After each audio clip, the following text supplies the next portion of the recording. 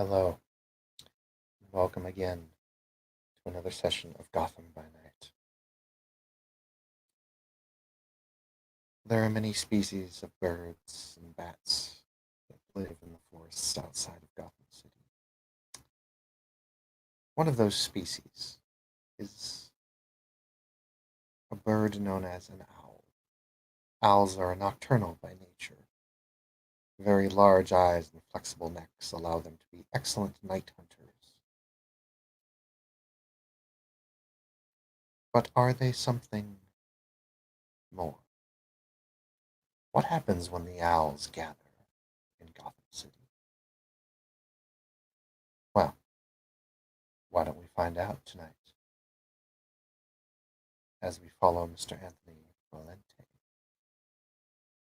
to his people?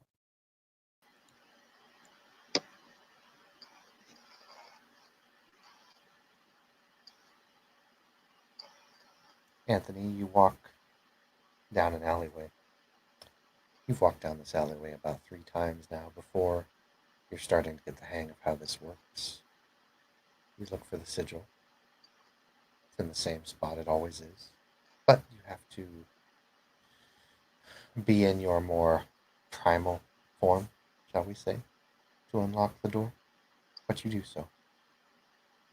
When you proceed in, you can put that form away if you want. You proceed on down the hallway, as you always do. The twists and turns and minor things you see that would drive a normal person mad do not bother you. You've seen this enough times now. You're not surprised in the shifting and the turning, the unnatural movements of the hallway itself. You eventually find your path. You know where it is. You know that when you step beyond this door, you will enter the chamber of the Court of Owls.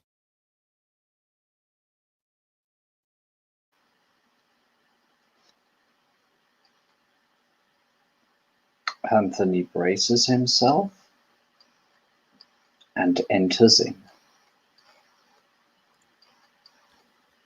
You enter into a dark room. You can barely see but a light coming from the top, shining down in a perfect ring in the middle of the room. You can see chairs and other things in the darkness. But the only other thing that is distinguished are the glowing, bright, circular eyes of about a good 12 other figures in the room, sitting like a dais in a courtroom, up above you, in a semicircle, looking down, as they typically do.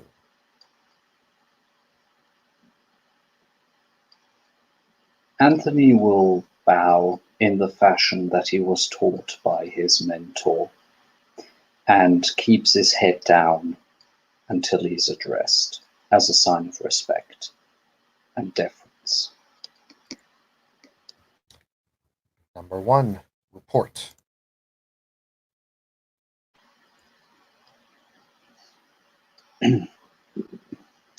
So, I was able to plant the bug in the aviary of Mistress Tatiana's place. She seems to be having trouble with an individual called Otto. She was also approached by, if I had to guess, a mage, or at least a magic user of some sort, who was trying to get information off her. A very tech-savvy individual. Out of character, can you please remind me of other key points? My memory is lacking at the moment. Indeed, and the information you provided about her allies is also valuable. We will discuss what to do about Mr. Otto. He'll be taken care of soon enough. Nonetheless, we will remain vigilant and out of the way for now. It is best if you proceed onward with this plan to take out the Riddler. He has been causing quite a bit of problems for us recently. Getting someone else to take him out will be a burden off our shoulders, since there are those who support him. Excellent. Tell me, number one, what are your thoughts on Mistress Tatiana? I have to say, at first I had my suspicions, as is to be expected by such unliving creatures, but she has proven herself several times to be restrained, to have shown remarkable amounts of empathy for a kindred. She also has shown that she takes care of the beings and people under her care. And I, for one, would think that unless anything changes dramatically in her character, that she should be, for the most part, left alone to do her business. She seems to be more of a net good than a net drain to the people around her. As for the rest of the kindred, I couldn't care less. Indeed. And then another voice kind of pipes up from the other side, and it says, progressive. Her kind is incapable of progression. They are only capable of regression. She will be dealt with soon enough. Number 6, you outstand your place. Be silent. Here a pause. Mistress Tatiana is not on our radar at the moment. But if you honestly wish to see to it that she does not come to our attention, I suggest you keep playing it by the book, as we say. Continue to do as we tell. Of course, sirs. Well then. As for the business of the other pharaoh. Ah, the wolf pup.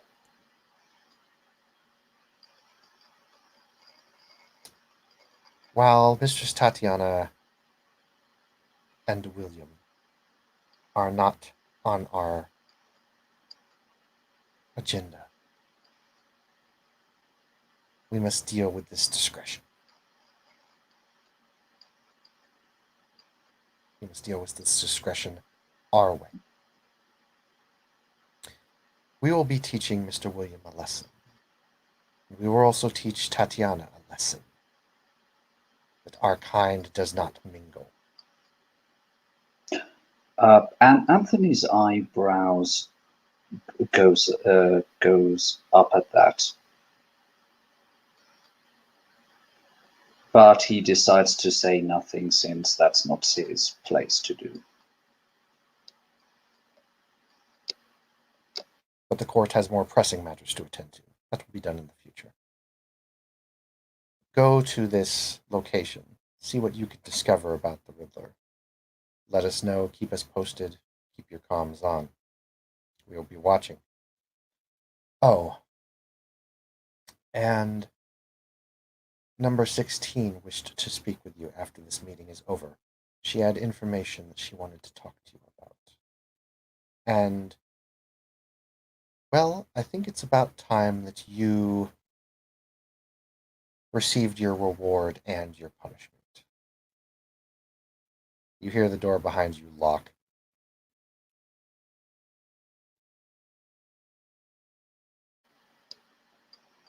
Anthony braces himself for whatever might be coming.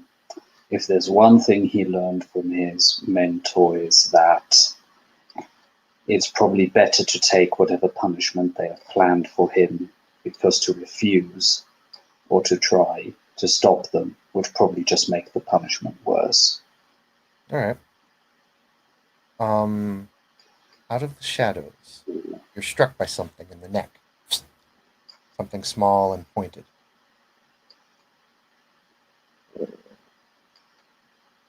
Seems to be a dart of some sort. Yeah, him having a rough idea what is about to happen, he preemptively tries to go on his own fours to brace himself for a collapse. All right. It is not a collapse that comes. Roll me a willpower save, please.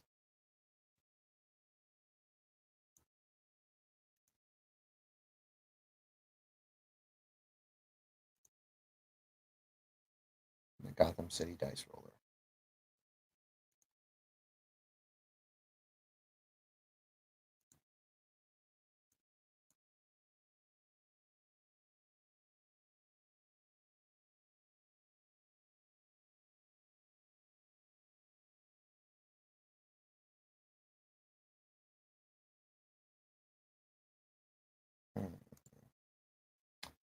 One is not going to be enough. You needed 2. I don't know what to do about my voice for those of you out of comments. I'm sorry. Is anyone else having that problem with my voice?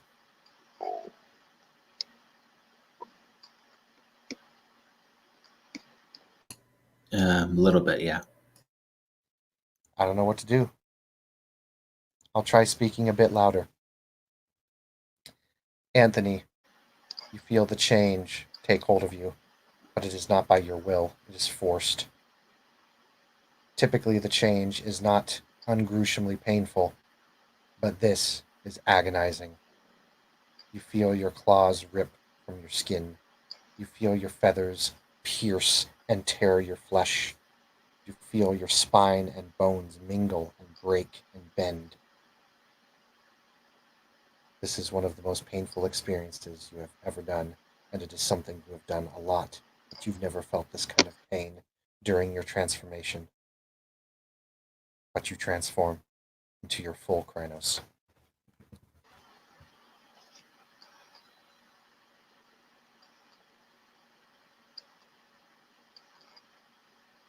Yeah. One of us, unified in our court. Welcome, Anthony Volente, second of his name, to the Court of Owls. We welcome you. But remember, we do not take betrayal or ignorance kindly. Always remember this. You may leave to do your duties, but never forget what you are a part of.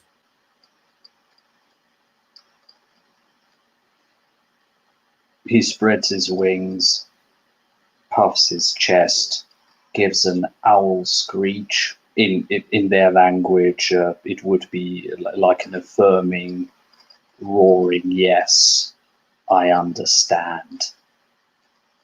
And then he'll put his wings on his side and walk out to do whatever task they have ready for him. As you leave the room, your transformation goes back to normal, and you regain control of your body. He'll shake himself a bit, as if ruffling his feathers. Indeed, that was very painful. More so than you've ever done in your life.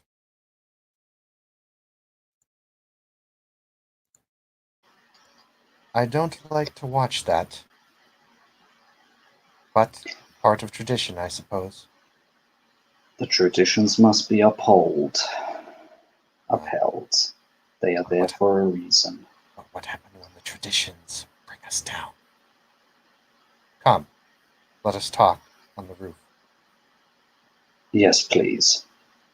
And he'll follow her. The tunnels twist and guide again and again and loop, spiral, until you find yourselves up on a platform, on a roof of a church, perhaps? You're not sure.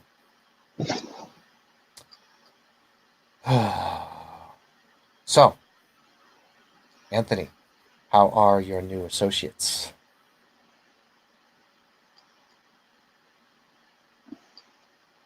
An interesting bunch, to say the least, as he takes in a deep whiff of the air up here.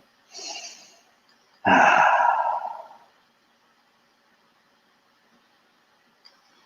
come to this place often when I wish to think clearly. A good place. It is. Good air. Right, to the point. We fear that number 16 may be trying to dissolve the court. There is possible talk of desertion, selling information to our enemies, and a very strange aggression toward the kindred. We do not know why this or where this aggression has stemmed from, but this aggression is causing mistakes and problems to occur with his decision making, and he must be eliminated. We can't have that. If one of us slips just once too often, it brings us all down. Indeed it does. Mind you, it's not that I have a lot of love for the kindred, for they are unnatural. But, and he pauses, I'm willing to give credit where credit is due. Credit where credit is due. I have nothing personal against the kindred, but he has gone on a warpath. He has already killed 26. And the last thing we need is to be discovered by the kindred. They notice these things. Those that have sight beyond sight can notice.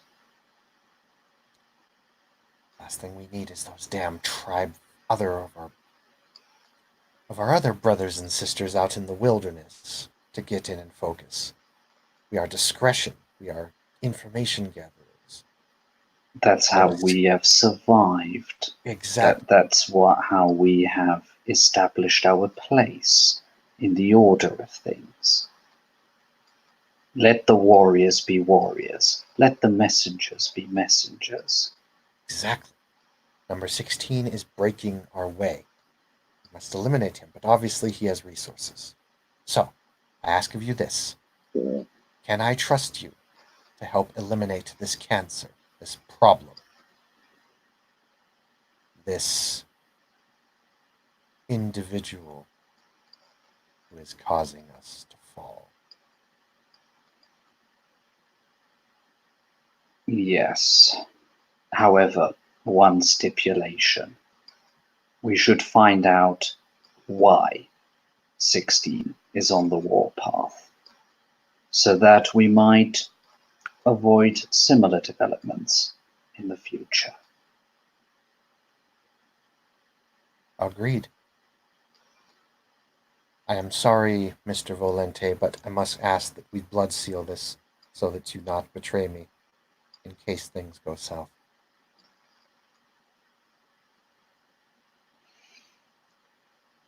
Anthony partially morphs his right hand into his bird-like claws, pulls exactly on the left arm. He pulls his long-sleeve T-shirt back, his wrist, takes one claw and cuts in a way that he can do the blood seal. And he just then, his hand morphs again back into a normal one and says, agreed, I'm ready.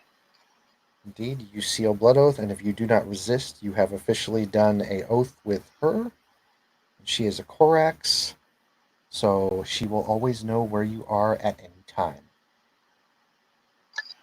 He won't resist that. Okay. She will also see everything that you have seen this past week. That's fine by him as well. Okay. The deal is struck then. And you and her go about your business. Excellent. As you walk down, you go to a kind of common room, place where the court can hang out and talk and exchange. And you see an odd sight. The Court of Owls is not all Farah. This you know. But mostly it's just Farah and some possessed humans. Or humans that have been conditioned. You see an interesting looking woman sitting at one of the tables, minding her own business. Just something for a moment caught your eye. There's nothing odd about this woman at all. Actually, it's very plain. But if Princess would like to describe her character, she may. Yes. The woman that you see is as dull and bleak as the walls of Gotham City. Her skin is pale, but not so pale that it's clearly a vampire or there's some kind of lacking of vitamins or nutrition. Her hair is black, but not so black that it would get the attention of the more conservative people that don't like goths, even in this age.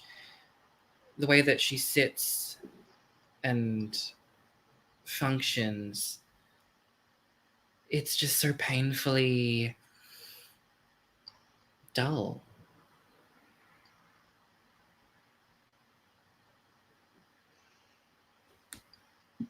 By the very fact that this person is so average that it almost falls out of the normal bounds, will catch Anthony's interest for a few seconds as he was sort of walking, and then suddenly his head jerks in a very bird-like motion to her. He looks her up and down, stares at her for a few seconds, the head tilting slightly. He himself is an average-built fellow with shock-white hair and is very obviously an albino, although thankfully, or maybe weirdly, his eyes are a pale blue instead of the standard pink. This is interesting. She seems to be a contrast to you in ways. She is dressed in business blacks. People might think that she's going to a funeral, or perhaps she is just this mundane, dull, pen-pushing businesswoman with long, straight black hair, black blouse, black skirt, black shoes, black nails, black everything. She is an interesting opposition of your own. Yeah. Anthony will continue looking at her for a few more seconds, unblinking. After that, his curiosity gets the better of him, and he walks up to her. Good evening. Good evening. I can't remember having seen you around here, at least not lately. That would be correct. I don't like being noticed.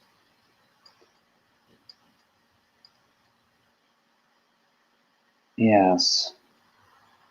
You seem to be very good at it. Thank you. For a moment, even I would have just passed you by. Ah well, if I weren't what I were. And he smiles. And what is it that you are? I am of the Strigoi. Anthony Volente. He offers her a hand. Pleasure to meet you. A delicate, almost fragile handshake is provided toward you. It's almost like her flesh is as delicate as a flower petal, maybe. But that would be insanity, surely. As he feels that the handshake is very graceful, he himself will soften his handshake, throttling his strength down a bit, noticeably, for her. Mhm. And may I ask who you are and what you might be? I am a woman, and you can call me Miss Abernathy.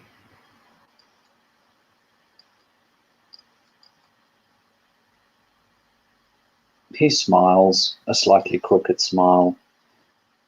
As you wish, Miss Abernathy, then this shall suffice. Until I know you more than I already do.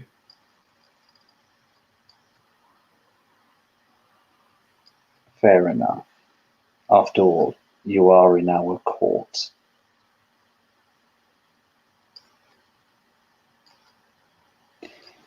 As he nods, and it is obvious that he will try to walk out and, take care of business. Goodbye, Anthony Valente.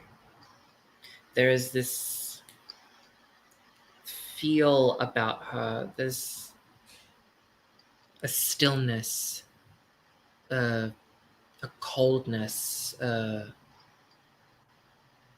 something that's just static.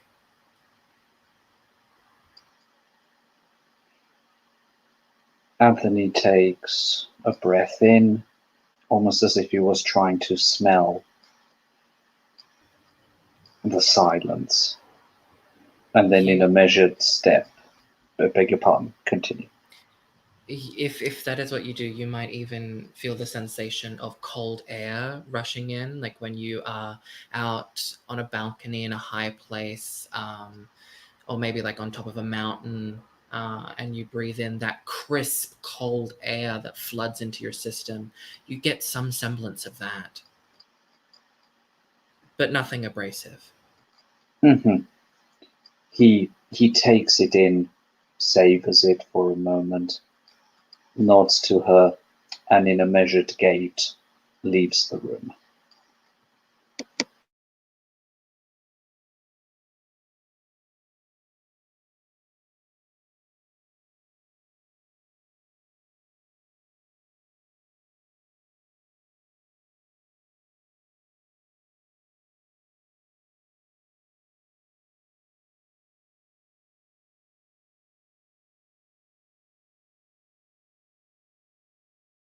Then why don't we allow our scene to now take us to Andrew Zillick. Where is it that Mr. Zillick is living now?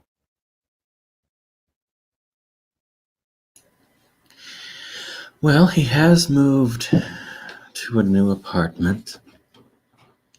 Bit more of a fancy place than it was. A step Bit up. more, It's yeah, cleaner. I'm not sure I'd say fancier, but it is certainly cleaner. It's certainly at the next level.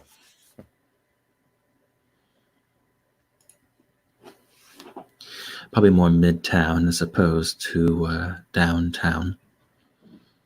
And a new car for certain. Probably 10 years more recent. Mm-hmm. This one even has some of the latest electronics. Data Resources does things to you. It does. Luxury can be enjoyed, at least sometimes. Mr. Zillick will receive a knock on his door.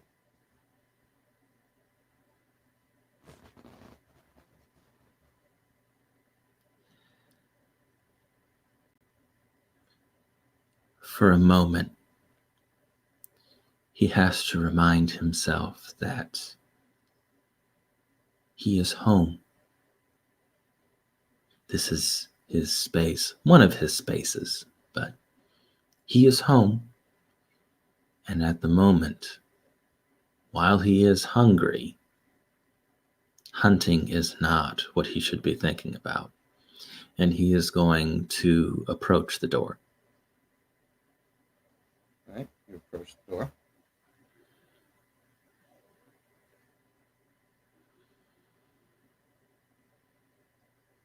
and he'll have a peek.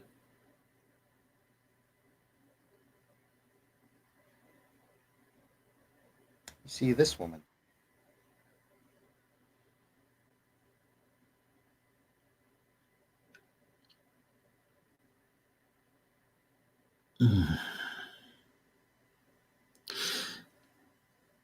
I just thought she was being friendly, and he'll open the door.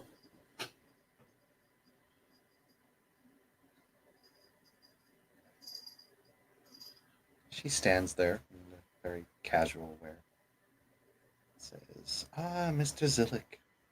Good to see you again. A good evening to you as well.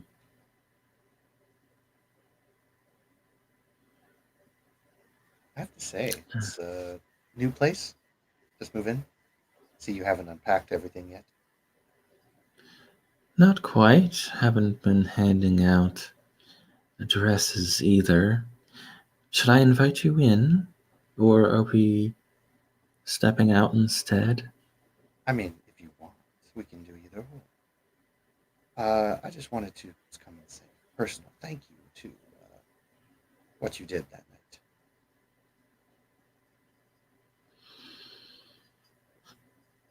I don't recall doing much of anything. I believe you had. You led them right to me, and I've never had a feast that ravishing before.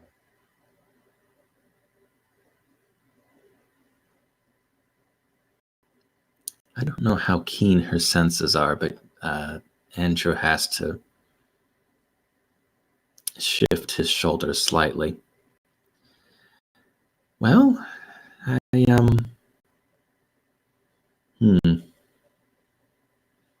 I can understand that.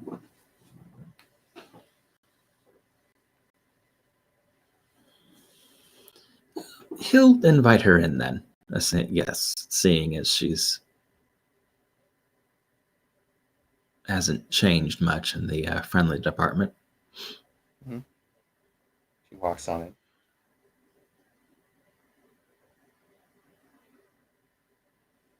She says, well, I have to admit, this is a very nice place. And she kind of starts doing a little twirl around, looking around. This is a nice place. Very spacious. Yes, my new employers are attempting to impress, I think. Indeed.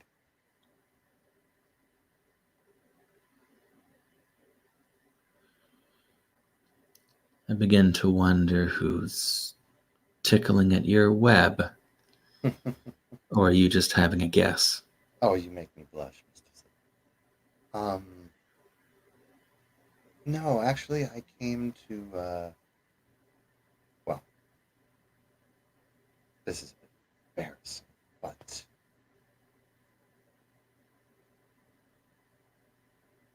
don't take this the wrong way. Would you like to have dinner sometime?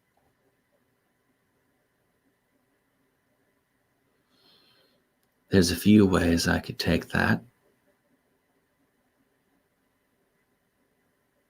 Well, One of them would involve simply escorting you downstairs, climbing into the car, and probably driving 15 minutes, and then the two of us having a nice evening.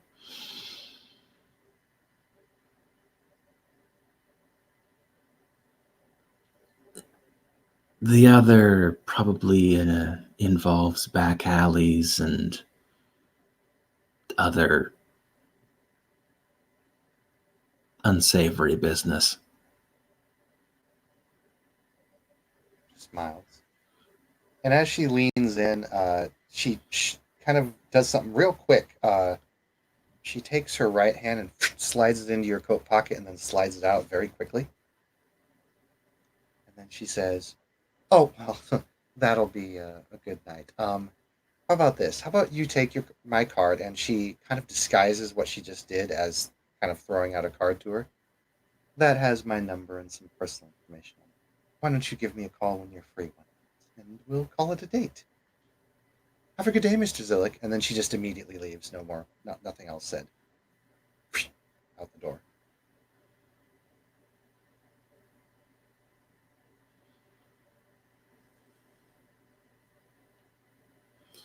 And he'll escort her out, and the No, smiling, no, the no, way. no. She Oh, she literally, doesn't she even just, do that. She makes yeah, a beeline and yeah, she's just gone. boom. Yeah. Oh my goodness. There's something in your pocket. Yeah, there's something in his pocket. Oh, he doesn't want to know what's in his pocket.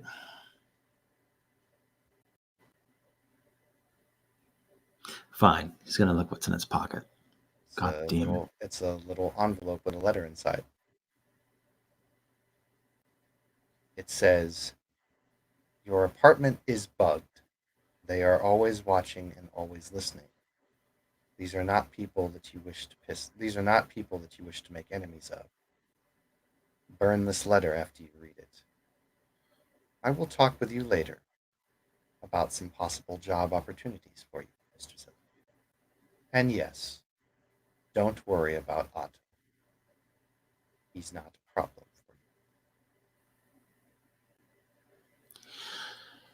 you." This is the last straw. He is going to burn the note as she suggested, but this is the last straw. He's maybe about 5 or 10 minutes past him burning the note. He has a little shot glass with some kind of alcohol in it, and he's just sitting on a couch and he's staring. And you can almost see his vision getting around that 1,000-yard distance. And then it begins going further. He's thinking back to the night where he was trapped in his own place of work, Gotham PD's downtown main precinct, and how everything went from him in a cell to waltzing out. No one had given him paperwork. No one had charged him with anything. His ex-girlfriend was in the hospital, but according to anyone, and no one, because no one wanted to speak with him, he was leaving, and that was the end of it. A brief memory flashes before you. You feel the hard steel-toe boot to your ribs. Feel your face flush into the alleyway. You're not sure if this is a memory that you've lived or something you forgot. You're getting beat. 3 shadows stand over you. It hurts. It's nothing you haven't felt before. After all, you're not human. The beating subsides. Some cop. I gotta tell you, Gotham PD every year, they get even weaker by the minute. Good luck, Mr. Zillick. And then something spits on your face, and then they leave. And that's when you feel a nice little tremor as the 3 slowly start to walk away. This is what we do. Show them fear and feed off of it.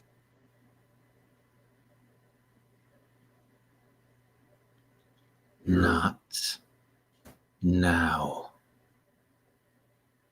I have a bigger fish to fry.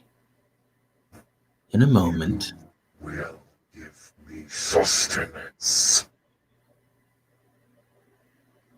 In a moment. I am hungry. We feel pangs. In a moment. And he's Those men going. are still alive. Don't you think it's time we paid them a visit?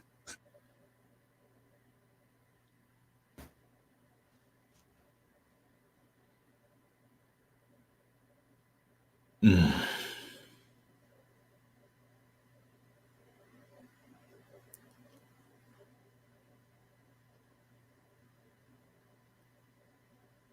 Stomach rumbles a bit.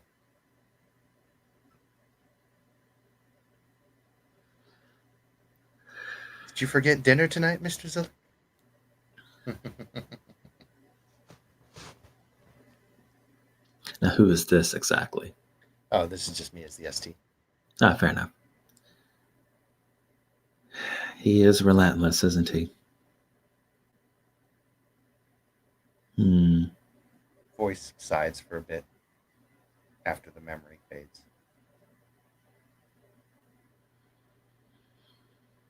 You do remember the address they're at.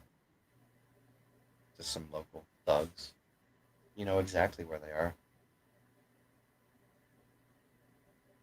You recognize them by the smell. He hasn't been able to. He hasn't had the time to track down all the people that he says he's been meaning to track down. But apparently, it seems that tonight's going to be one of those nights. He's going to go find one of them. It's easy enough. It's not that far of a drive, really. You're in Midtown, but you know through your investigation. These were suspects in a case you not too long ago. They often like to visit this nice little bar down by the pier. A lot of fishermen and other business owners, carriers, ship owners, dock owners, warehouse workers go here since it's close to the harbor. They often frequent this area. You wait and go ahead and tell me how you're going about this. His plan, and it is so much sweeter when he has a plan, is quite a bit of payback, I do believe. He's going to attempt to ambush one of them. And Okay. Roll me he's intelligence streetwise or wit streetwise.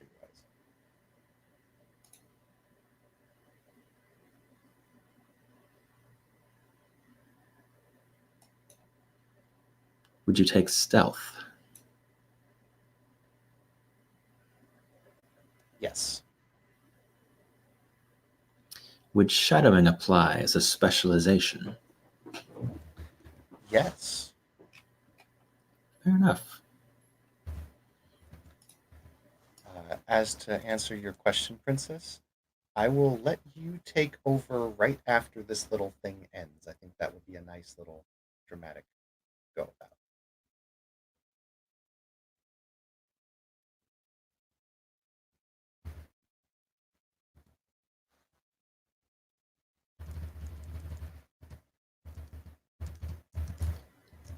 Well, that wasn't executed well.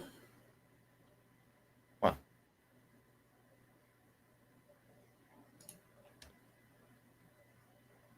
you know, you win some, you lose some. Can't be professional all the time. You catch this one in the alleyway, but unfortunately, some poor one of Gotham's homeless left a soda can there and kicked it aside and made a very loud noise.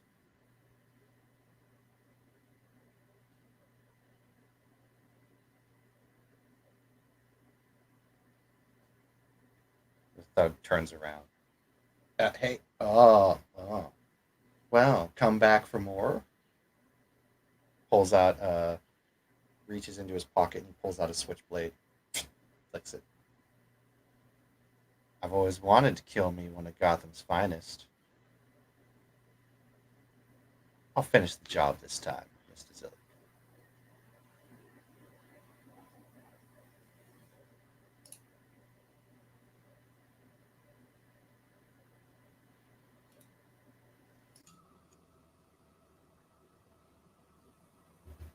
Surrounding a mistake. What was that? And he is going to hit him with caught in the webs. Okay, what does he roll, or is it just a subtraction? I believe it's a ranged touch attack, a thrown attack at least. Right. His Pull that defense is 2. Would have been Dex and Athletics. It's ranged if you spend satiety to kind of like shoot it out everywhere. Otherwise, you need to touch them physically. He can throw it. Really? Yep. I mean, his defense still applies. Oh, is it like a low satiety thing? There's an expenditure. If he expends it, it's an area. If he's at low satiety, which he is, then him struggling against it causes bashing. And then the normal effect is they lose dexterity and bashing and successes. Huh. Yeah, it's only 5 dice. So dropping that by 2 makes it 3. He'll spend a willpower because he's hungry. Up to 6.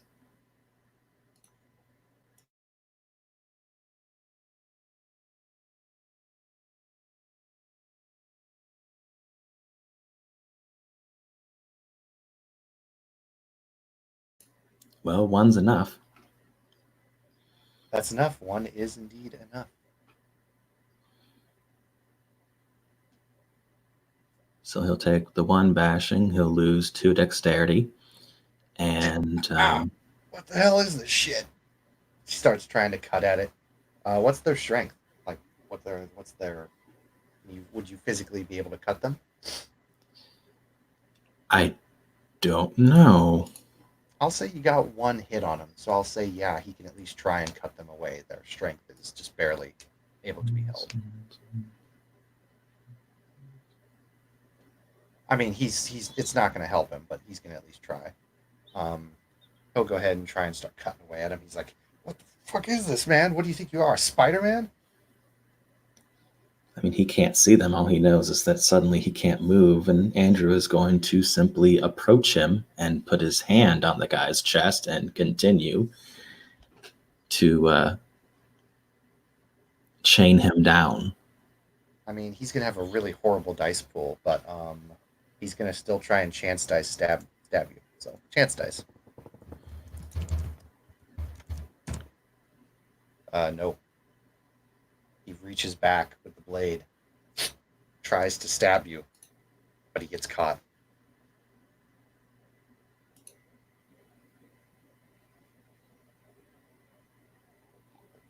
What the fuck is this?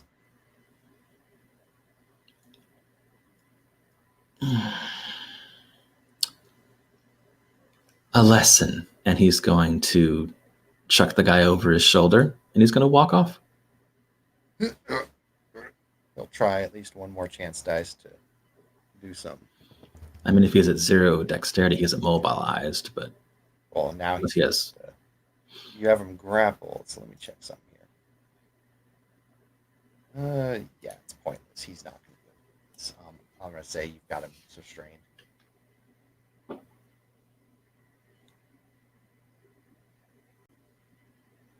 Yeah, he's going to shove him into the back of his trunk and drive off. Do you cover his mouth? Because the moment you leave the alleyway, he's going to start screaming for help.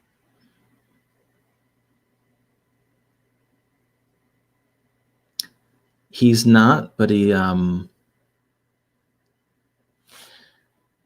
hit him with a nightmare. Oh boy. First of all, what does Terror's friend do again? What does that do? Oh, he's shaken. shaken or frightened, one or the other. Okay. Anyway, he will hit him with "You Cannot Run," and he'll spend a satiety, which will put him into a fog state, with the condition of anyone noticing him. Fugue, one of those. He doesn't want to do that. Oh well. So yes, the only thing this guy is going to want to do is to be as quiet as possible, so no one notices him. Okay. I'm going to say you'll auto succeed on this.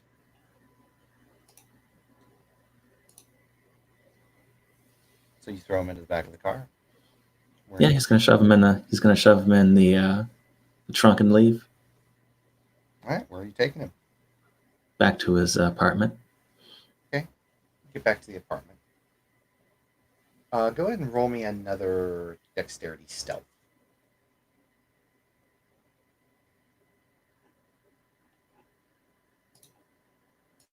Since your apartment is a bit more populated than the area you just visited.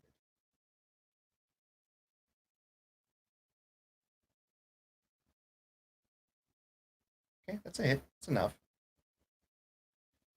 You managed to get back to your apartment without drawing too many eyes.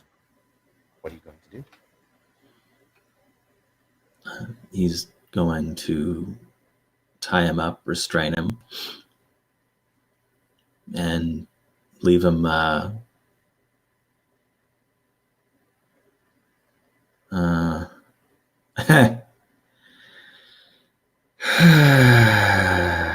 that's a lovely idea.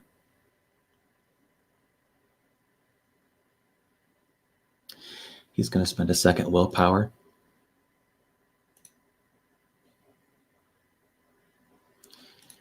He's going to close all the doors in his apartment. He's going to spend a willpower, and he's going to exercise that relentless nature of his, and he's going to open a pathway to his lair, and he's going to chuck the guy in. Okay. Yes.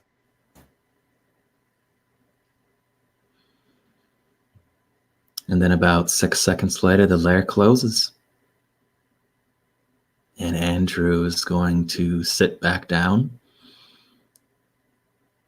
He's going to finish that drink.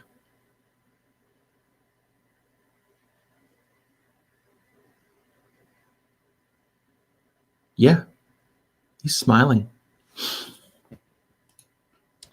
Speaking of drinks, why don't our scene pan us to the Velvet Rose, where Miss Tatiana has just finished enjoying a nice drink, so to speak, when she gets a phone call from someone she's been expecting a call from for a little bit now. Okay, so pick up the phone. Hello? Hey, Tatiana, it's Bruce. Sorry I didn't get back to you earlier. Hey, where have you been? Oh, well, with opening the new business, starting the new security firm, and then that whole incident that happened, down there where a bunch of thugs tried to rob my machinery, I've just been busy in paperwork. I'm sorry. I've just been late night working. You know how it is. Oh yeah, I know. I work nights too, remember? Yeah, I know. You think, that was the whole kind of reason I changed my shift, but, anyway. Look, how about dinner? Seriously, I owe you something. How about a stroll? Sure, I'd love that. Where would you like to go for a stroll? Hmm. I don't know, I've been enjoying the museum a lot lately. But if you have a better idea, I'm open. Why don't we go and check out that new little observatory that they just put up in Gotham Central Park? I hear it's a nice little thing, and I am a personal friend with the security guard, and we can check out the observatory without being bothered too much. My, that's a perfect idea. Um, should I pick you up? Will you pick me up? Or are we meeting there?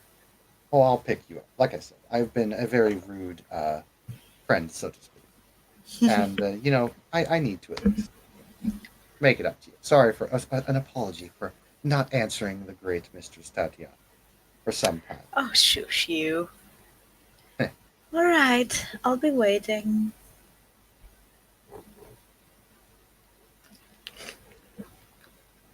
Daisy, it's at this point you take 12 aggravated damage. No. Look, I'm not gonna be rude. All I'm gonna say is that if a strong wind would come by and Tatiana's legs were open, she'd blow away. That's all I'm saying.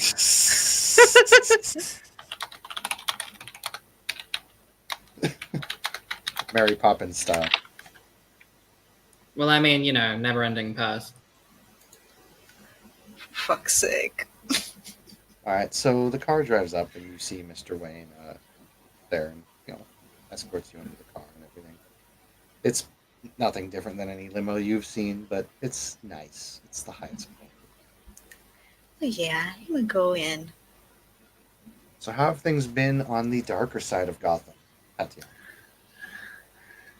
Interesting. Very interesting. There are things happening all over the place. Yeah, whatever happened to that fellow that died at your club? Well, there's still investigation about this. I will definitely sleep better when we finally catch whoever did this. Tanya, you sleep? Well, how else would I preserve this perfect skin? Uh-huh. Yeah, I gotta ask you how you do that sometimes. Like, what shampoo, what hair, what conditioner, like something. It's gotta be something. You gotta give me the secret sometime. Ah, Brucey. Mother Nature has been kind to some of us. That's a wink. Oh, come on, Tanya. I am just simply a genius billionaire playboy. That's all. But anyway, what's interesting on your side? Oh, people trying to break my company, a bunch of new immigrants coming in from the war and not too far away. And, oh yeah, the gang activity in Gotham is spiking. So it's just another Tuesday. But yes, that's true. I've been hearing a lot. Although Not to apparently mention, there is a new security firm that is funding Gotham PD in addition to me. I was going to put some money forth as well to institute a much larger force and much better equipped Gotham PD, which will be interesting. This outside addition to Gotham PD is a private company. I have a little bit more research to do on them.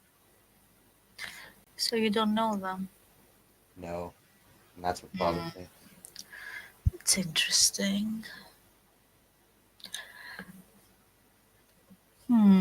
Call me paranoid, but a new private security company coming in right after, they try to steal your reactor while taking out a bunch of officers. Quite a coincidence. There are no coincidences in Gotham. I agree. I mean, perhaps if they managed to steal it, I would be.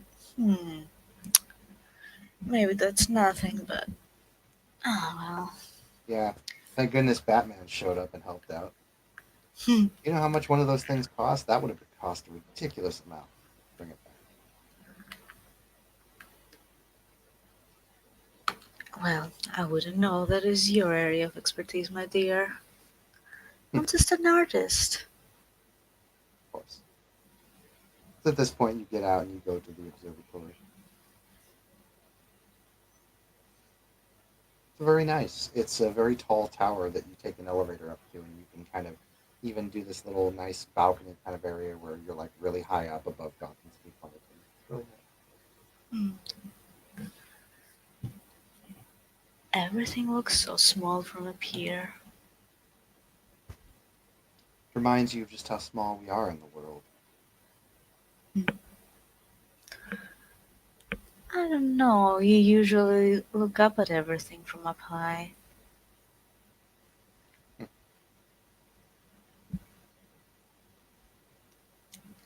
Say, Tanya, Mm-hmm. what do you make of this photo?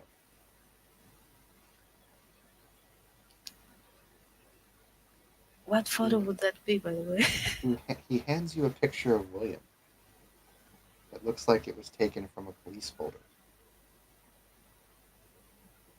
What about it? You know this guy?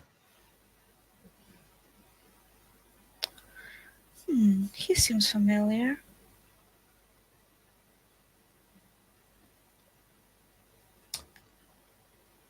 Why? What about him? Roll me manipulation empathy. I didn't hear what you said.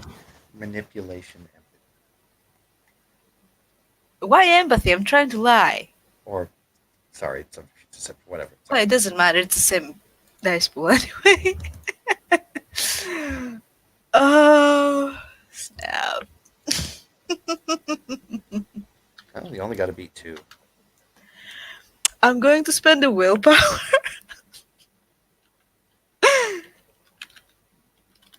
Ah.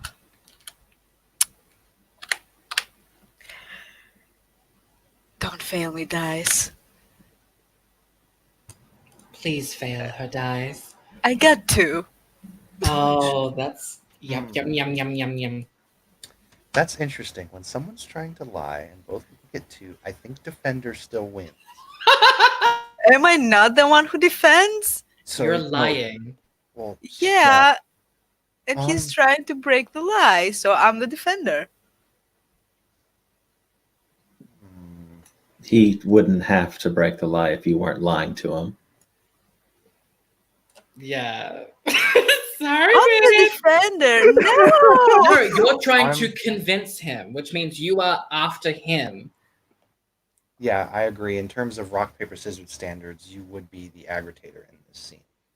So I'm going to say that Bruce does barely win. So he looks at you. Seen him around at all? I mean, there are many people coming in the club.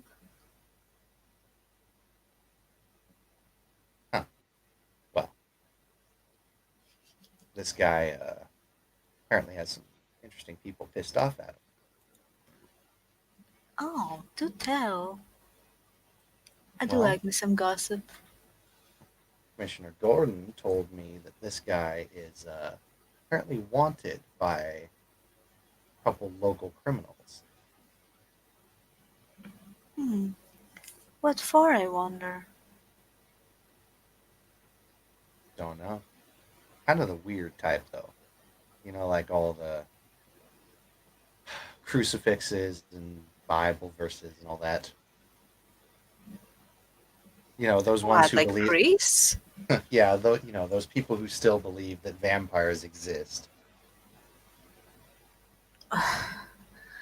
Like we have every kind of criminal in this city. Zealots is the last thing we need. Huh.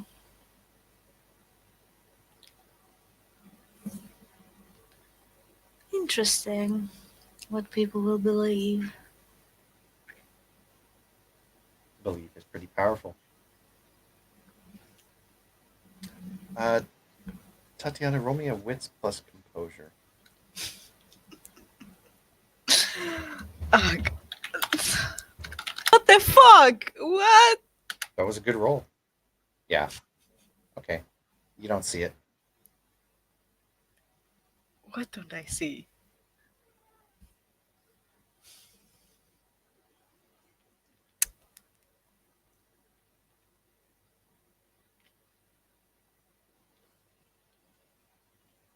You do not see it. Great. So, So. continue on. You have a fairly nice night walking around the area, and it's a beautiful night. Full moon. You hear off in the very distance of Gotham City forests, which have all but been cleared out except for the ones that are across the river. You hear a wolf howl. I thought they were all extinct. I'm glad to see that a lot of them survived. I've been working to get some of the conservation going out there, but we had a problem with a couple, how we say, extremists. Makes it hard to actually get people, behind conservation when people like that are around. Well, you know what they say, nature always wins. I wanted to talk to you about that associate of yours, Miss LaFont.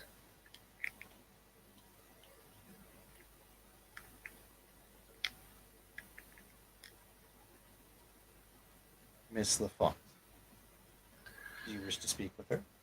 She's one of my head of security. Well, one of my people had an encounter with her the other night, and he wishes to follow it up, let's say. I told him I could attempt to get him an audience.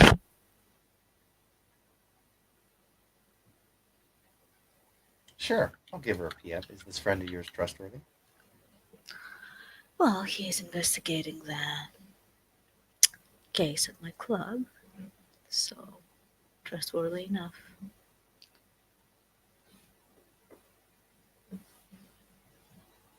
And if anything, I'm sure your security lady will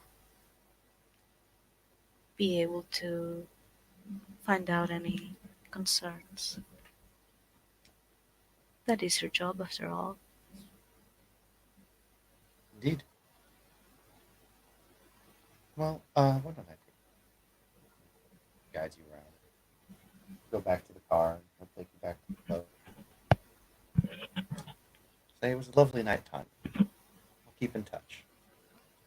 It was nice seeing you, Bruce. And don't be a stranger. Of course. And he'll give him a cross. How do you call the cross cheeky kissy thingy? Just kiss on the cheek. No, it's not a kiss on the cheek. It's more like the high society kind of thing. Oh, just the cheek to cheek thing. Yeah, just Yeah. the quickie. Yeah, just call Yeah. it a quickie. Jesus. That's not what a quickie is, dear. Anyway. All right, so he leaves, and one of your security comes up to you and says, "Mistress Tatiana, Yes. there's an envelope for you." Thank you. So we'll pick up the envelope and go inside. And On the front of the envelope is an old-fashioned wax seal. On the seal is the symbol for the Invictus. yes, we'll go upstairs in the office to open it up. You open it up. Mistress Tatiana, the prince has declared your presence requested. You are to meet up in 3 nights' time at the local high-rise psych building on 56th and G. You will dress within all accordance and act as in all accordance to our way. The Invictus will be summoning you when needed. This will not be an official meeting. It will be more personal, so there will be no need for a second attendee, as normally required. But you are required to show. Great. Great. Does it say about dress code? Just whatever, nice. It's at this point, before we go to Sigma and William, that we go back to Andrew, sipping, enjoying his drink, and then getting a phone call. Princess, if you'll take it away, please. Gladly. So I don't think there'd be like a no. Let's say there is in the apartment building that you have and the apartment room that you have. There is a landline in quotation marks, but it is severely upgraded. It is an electronical like square on the wall, and you can, press it, and then it, gives you the means to contact people. That noise kind of plays, indicating that there is an incoming phone call directed towards your room specifically. It breaks your moment that you're having. Well, I suppose there's nothing for it. He'll pick up the handset, answer the actual call, and then press the receiver up to his ear.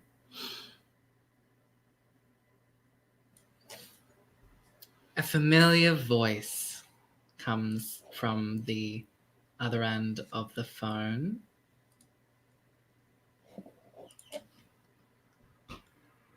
Is this Otto? No, not Otto. Is this Andrew? I'm having a personality crisis, apparently. Ah, Otto, I was just thinking about you. How are you this evening? I'm about to be a lot better soon, but I'm curious. Why were you thinking about me? Well, sitting in a nice apartment, drinking nice alcohol. Call it a coincidence. Yes. Well, I have another gift for you, since you've been doing so well. And what would that be? You hear a long pause, and then another familiar voice comes, one you know very well. One that not too long ago now, really, you heard the life leave from her body. Not long ago from now were you staring at her medically induced coma body, vegetabilized in a hospital bed with blinking lights and noises. Not long ago did you fear, for the first time in a while, about anything. It is her. And she says, Andy? I'm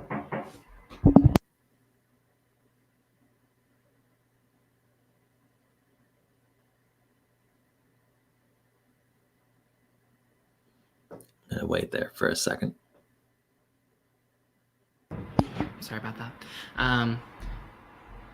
Andy? Is that you? Yes, it's me.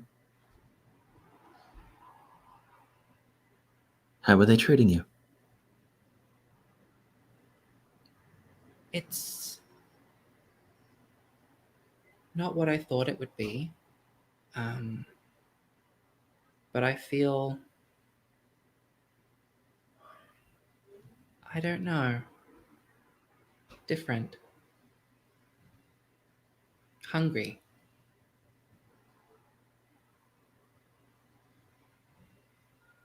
I see. How have things been?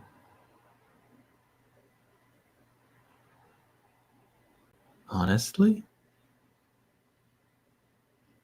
They've been pretty shit.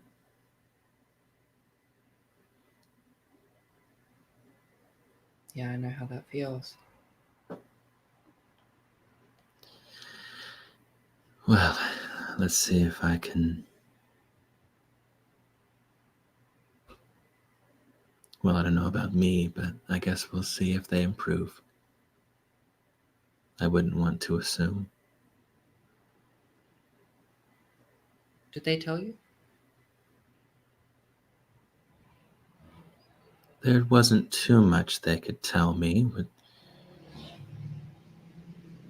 it's not a very good look, you know, when the axe comes around, officer or not. Right. I meant, did they tell you about my situation? I assume that's why my associate's making this call. He's saved me. Well, he called in a specialist of some kind, I think. He didn't really tell me a lot, but I'm no longer in the hospital, Andy. I can walk, I can talk, I can. Things are different now.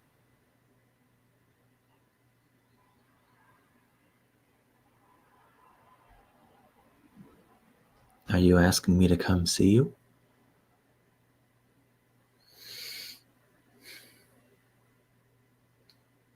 Would you want to? That's why I asked. I know you had a certain individual. What was his name? I think you said it was Christian, or Chris? he was worried about you. Yeah, my neighbor. He was hitting on me a lot, and honestly, it got quite uncomfortable. Apparently, I presumed too much. Why? What do you mean? Oh, he clocked me in the jaw real good. Oh, why? I mean, I know you can be a complete ass, but why? Well, it was an intense situation. I mean, I should be happy that I can look back on it and laugh at all. Not that I'm laughing, mind you. Right. Well, I'm laughing about being punched anyway. That's worth laughing about. But There's an I old assumed was. I assumed in the moment he was seeing you, I guess. I mean, obviously I had other things on my mind at the time. Right. No. We're not seeing each other. He's a nice guy, but no, the tone was wrong. He's a nice guy. I'm sure I saw some kind of fedora in his house. Forgets to shave his neck every now and again. I said no, but it seems like he's persistent. Well, coming from another persistent guy like myself, yes, I would like to see you.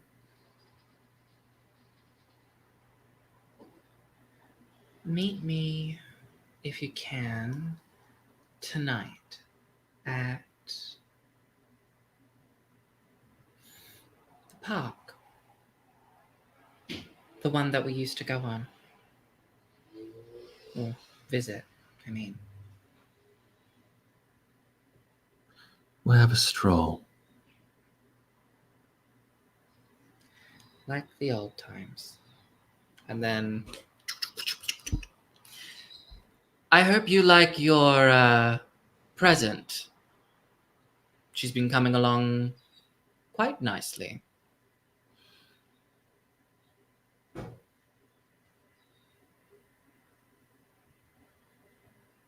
Well, I'm a man of my word, Mr. Zillick. you have said that on many occasions. And it would be true.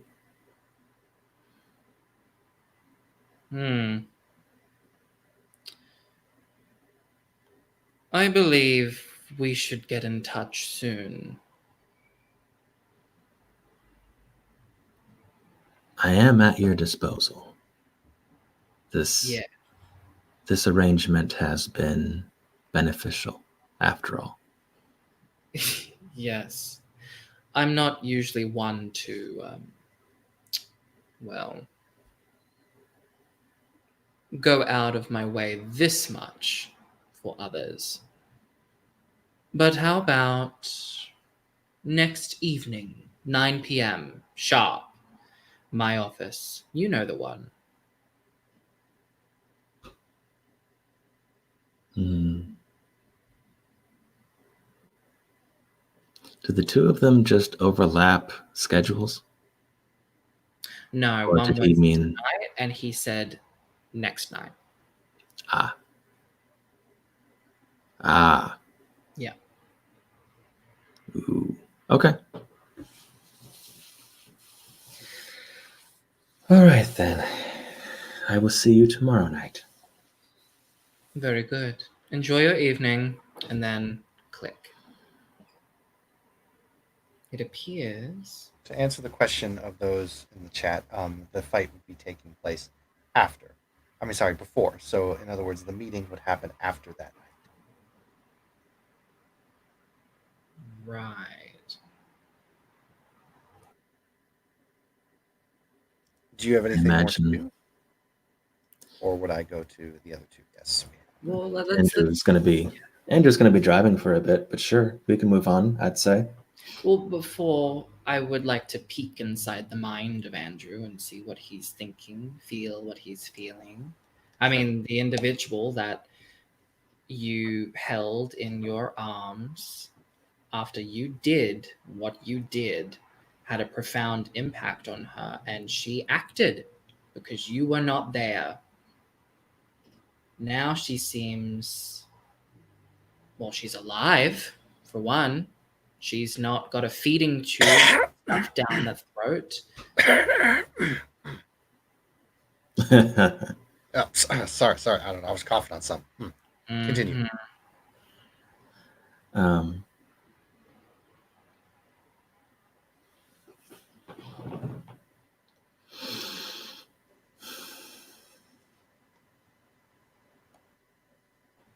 you just mean from an out of character perspective? Well, how does Andrew, in character, feel right now? What does he think? What he is thinking is that he will have thoughts on his way to the park. And those thoughts are probably going to heavily color how the evening goes.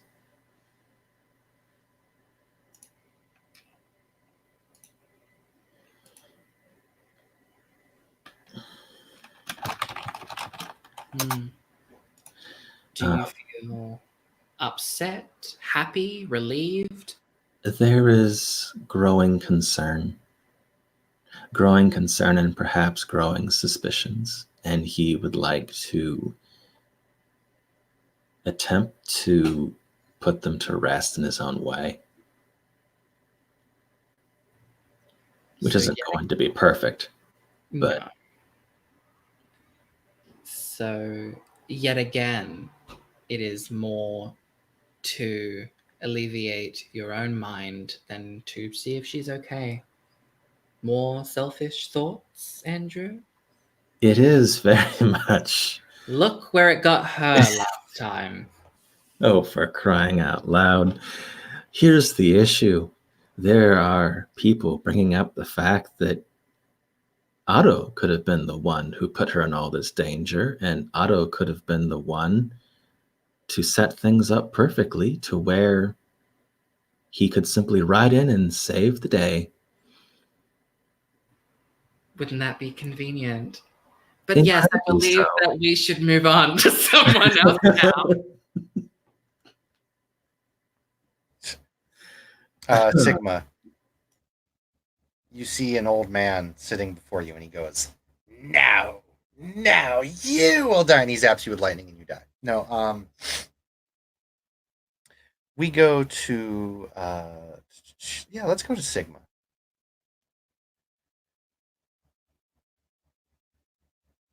Okay, fine by me. You return back home after a night of working. It's not raining. It's a bit clear. It's a nice, lovely night. Come home to those you protect.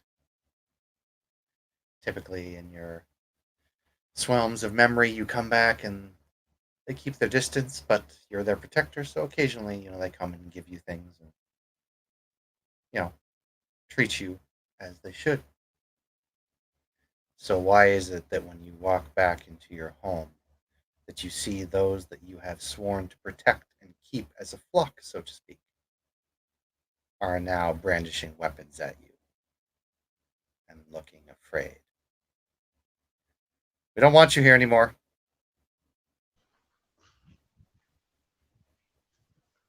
This one requires an explanation for this particular result. You're a thing of the devil. You caused madness. Get out. This one has protected you. This one has given you a roof over your heads. Why have you chosen to act like No, no, no, this? no, no. No, those are all lies. The priest told us everything. We follow him now. Question: who is this priest? We're not going to tell you, you demon. Demon, you say? And Sigma is going to use his computer brain to send a message to Andrew saying, we might have a problem related to the demon. Poor Andrew. He's getting everything tonight. Okay, so message will easily be sent. He also sent his actual position, asking him to get here ASAP.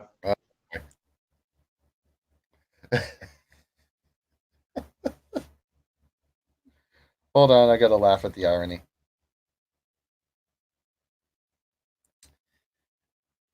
I mean, Sigma could kill them all pretty easily, but he has this thing called a conscience, and he thinks that's bad if he does it. Okay, so to avoid an extremely long combat here, they do have guns, and they do have weapons. You have two choices that Sigma can do. You can fight and probably be overwhelmed, or you can run. Which option will Sigma choose? I mean, there is also the possibility to activate my power and cause an earthquake in the building, but that will defy the I'm your protector kind of deal. Mm-hmm. Indeed, you are these people's protector. Hell, you swore it. And now they are kicking you out of their own terms. This makes you a little bit angry.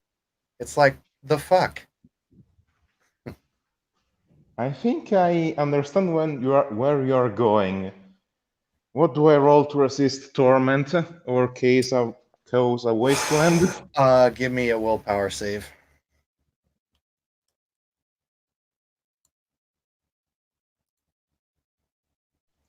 Oh boy. No whammies, no whammies, no whammies.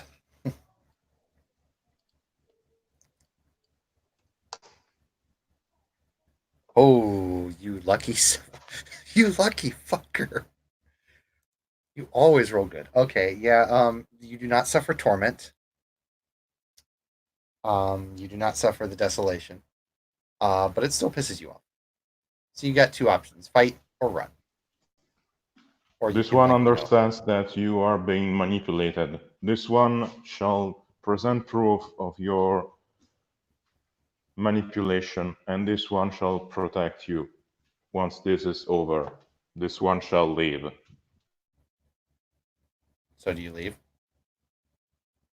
Yeah, he pretty much leaves. I mean, he's the protector.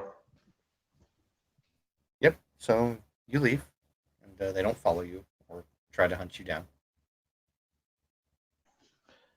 Quick question: is there an abandoned building that Sigma can unleash in a rage right now, like level the collapsed building down?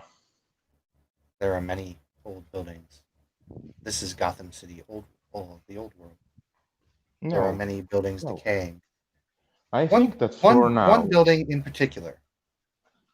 One building in particular that's near you.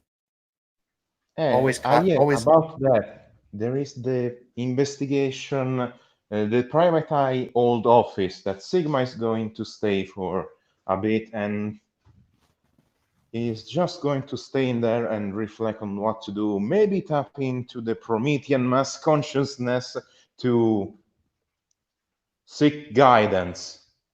Mhm. You go into the old building, the one that always caught your eye. You always found it to be a funny name. Midnight Eye Detective Agency. Huh. Wonder what it's doing down here in the old world. You go on inside. It's abandoned. It's been abandoned for years. Looks like it was once a nice place. Down in the middle office, there was even a bar. They had a lounge room and a bar right next to their office. Interesting. Nice couch area. Good TV. Looked like they had good food. Stairwell that led up to an office that oversaw all of the computers. Nice little cozy setup here. Or Is there some sort of typing machine or a Fedora laying around? most of the machinery and expensive things were cleared out a long time ago. The only things you can really find are typewriters that look like they exist in the 1800s and some other things. But other than that, you don't find much. Maybe some old filing cabinets, typewriter, a couple old empty glasses, broken windows, boarded, a couple things left over from maybe some homeless that came in here a while ago, and a little bit of spider webs. But other than that, nothing else. All right, Sigma is going to look for a Fedora, put it on his head, take a typewriter, and start making a dossier for the rage of the masses. It's Sigma PI right now! So, in other words, you're going to meditate and try and link to the collective consciousness. Oh, yes. Okay. All right. Go ahead and give me that roll. Did we decide on what that roll was? Last time based upon information. Right. So, intelligence, I would say, would be the other one.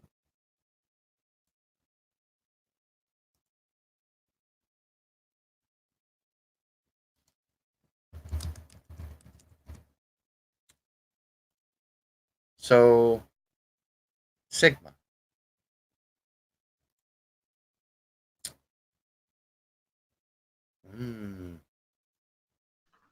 Not enough, because that didn't beat the layer trait.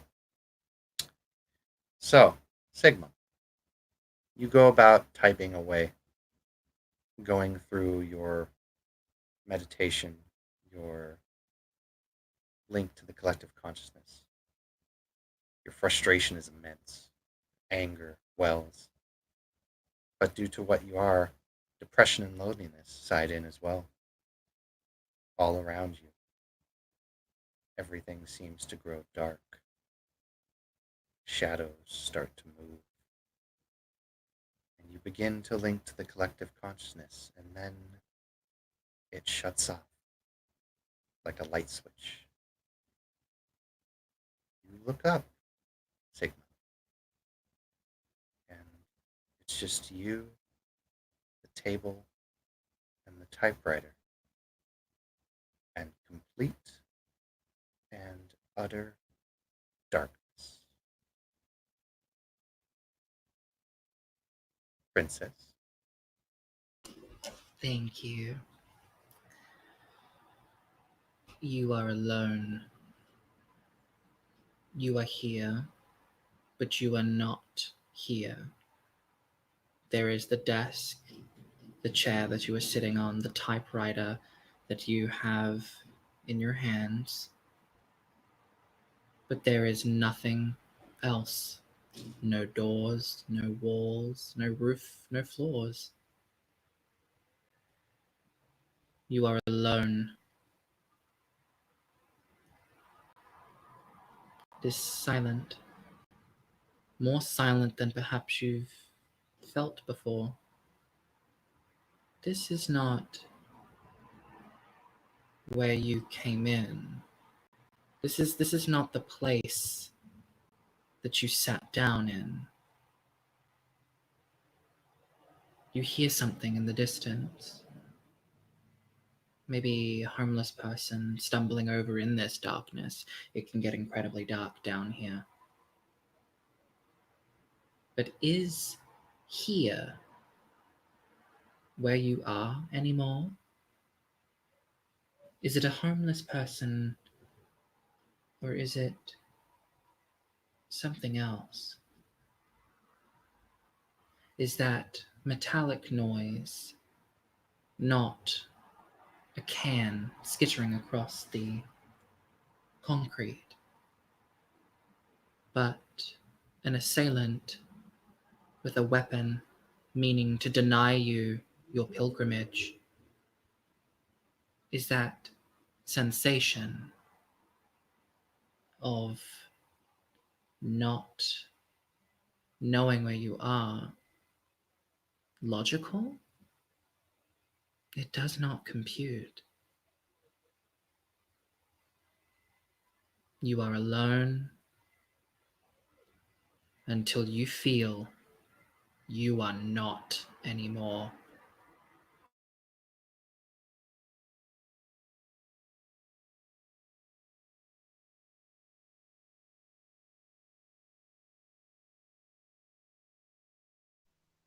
Hmm, interesting.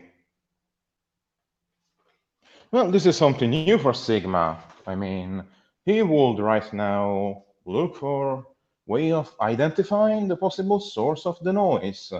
Possibly try and use his phone to call in Andrew, because this does seem like something supernatural, and Andrew seems the one that knows the most about this kind of stuff. So you wish to contact Andrew? In this exact moment, yes. Okay. So you pick up your phone, you establish a connection through whatever way that you feel appropriate, and it rings, and it rings, and then that ringing slowly melts. It distorts. It changes from ring, ring, ring, ring, ring, ring, ring, ring, ring.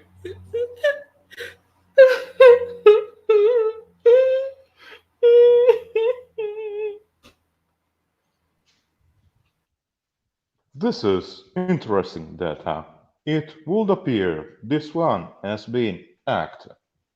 Countermeasures ineffective. May this one think some sort of talk with the assailant. I take it you say that out loud. Sometimes my phone, the microphone of my phone likes to make appear my voice super quiet, so I try to talk at higher volume. I'm just saying, does Sigma say that out loud? Oh, yes. Okay. You want to establish contact with this apparent assailant, is what I'm saying? Is what you're saying? Yes. There is silence until there isn't. Sharp noise pierces through the silence, through the darkness. At first, it sounds like metal, but you know metal. That isn't metal. It's something hard and sharp. Like metal. It's pointed. It's clacking against what has to be the ground. It has to be. You can't see the ground, but surely there is. Otherwise, you wouldn't be able to just like sit or stand here.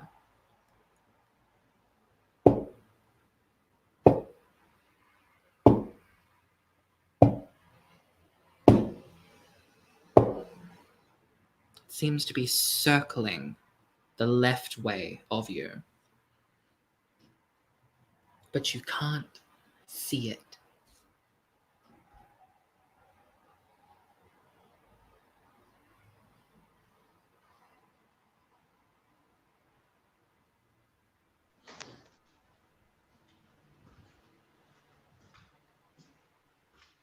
This interaction is leading to no possible result.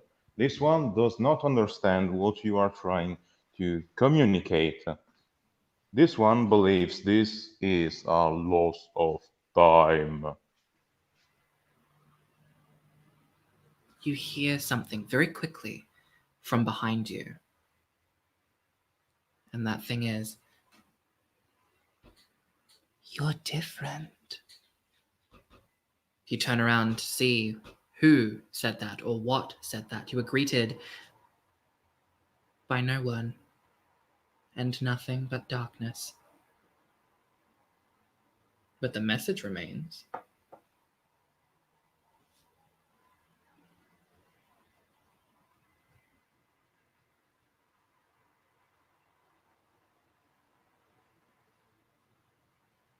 What was that for?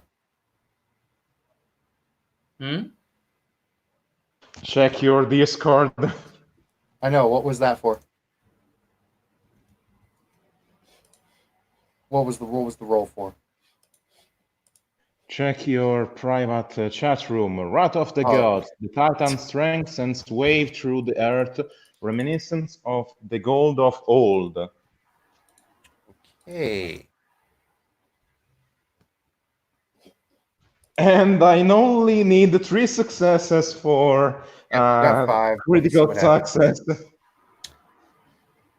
Okay. What happens when someone pops a power inside of a layer? Well, what does that power do? The power is Wrath of the Titans. It basically causes shockwaves through the earth, basically creating a Richter scale of 7 or more of an earthquake. That would definitely be a clash of wills. All right. Well, he got 5 hits with his power. At the highest of the power, the Titan is almost indistinguishable from the mythological namesake. Her strength makes even the earth itself tremble in shockwaves, knocking down onlookers and shatter buildings. Cost 3 power. I know. I'm just reading through. Dramatic failure. Everyone and everything within times 100 yards suffers from the earthquake and suffers from the earthquake tilt. Catastrophe lasts for a number of turns equal to the successes. Okay, so this would be Clash of Wills. So Yes. Sigma, Otherwise, what it is just your doesn't happen. right? Sigma, what is your Azoth? Right now, 1. 1. Okay. So Sigma will be rolling 3 dice, and I think Vivian's pool is like what now? You just outed me, but yes. Yeah. Well, it's obvious at this point for the players. No, listen. Let's see. What's the dice pool going to be for her? I'm just having a look at it now.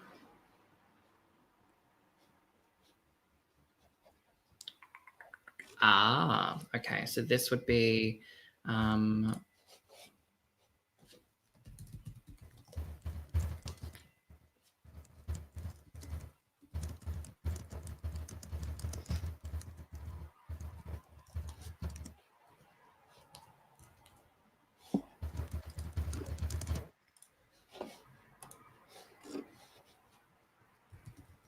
I'm gonna say 7 now. Sure, makes sense. All right, so Sigma, roll 3 dice.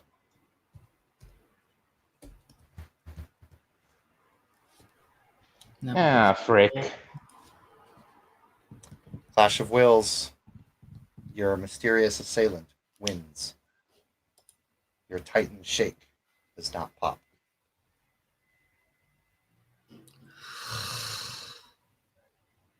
Not in my home.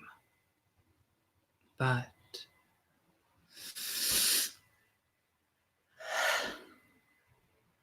I know what you are, little one.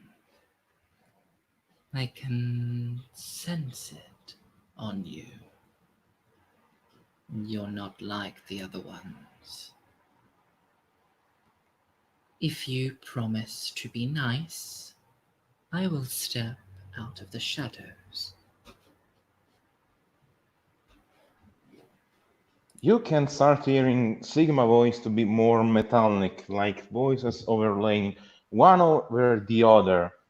This one has tried to be nice. This one has tried to establish civilized contact with you.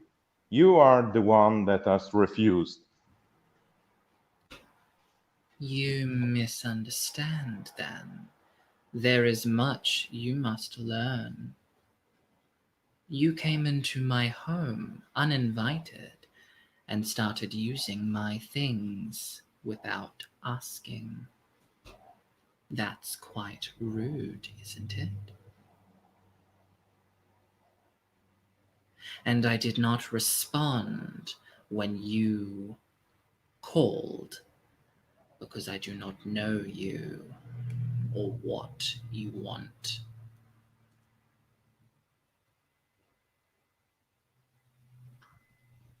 You can still hear in Sigma voice two voices overlaying, but they have gone quieter.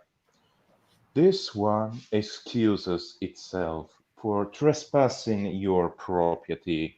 This one simply wished for a place to elaborate data. If this one has offended you, this one must humbly apologize.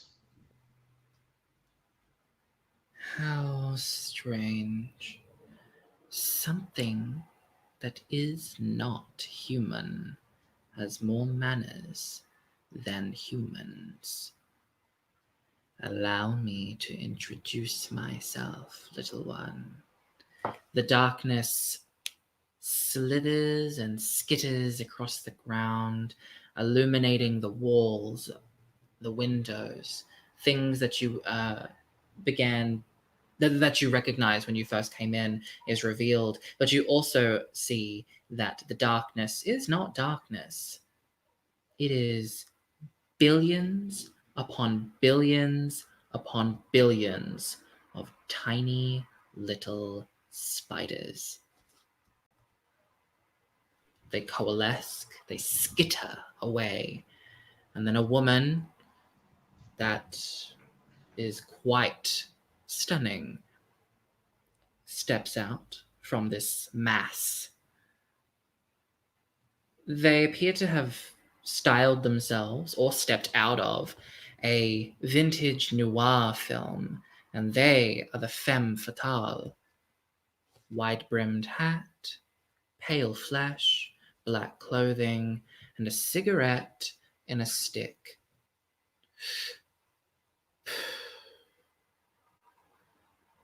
I am Vivian. What is your name?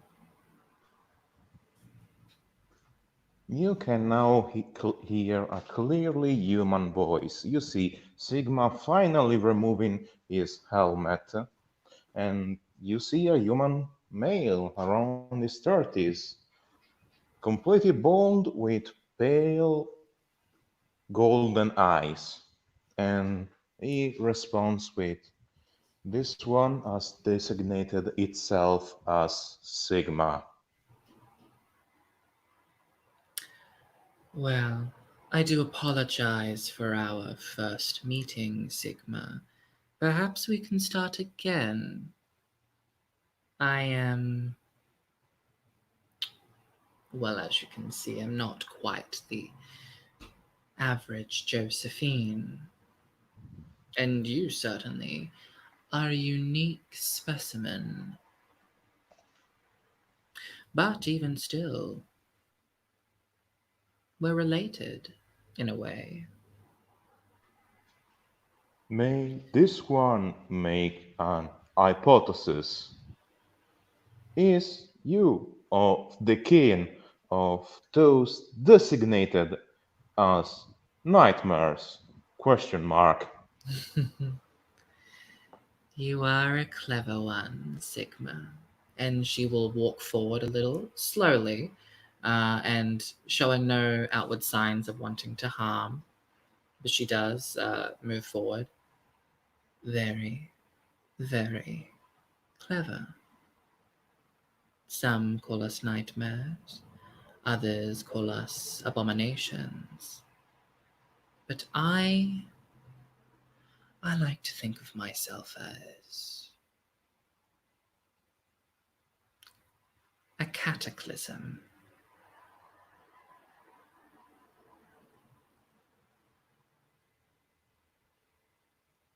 As you can see, my home has been reduced to a rather sorry state.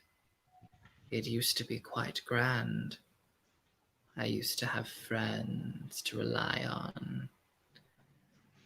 But then one time, after all we've been through, my staff, my friends,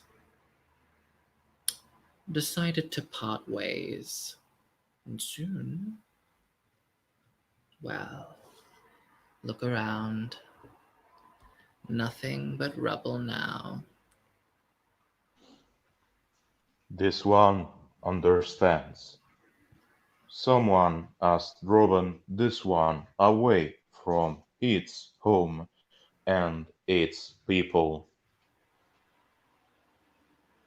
That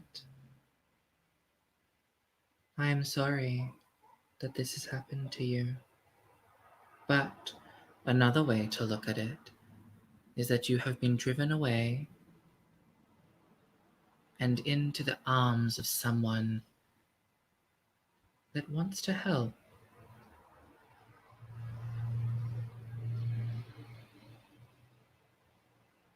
There's no reason for us to be alone.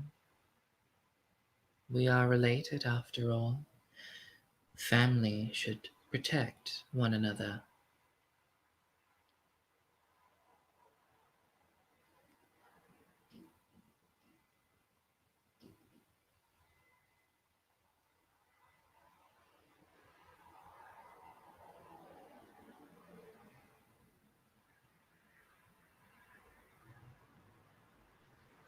This one understands your point.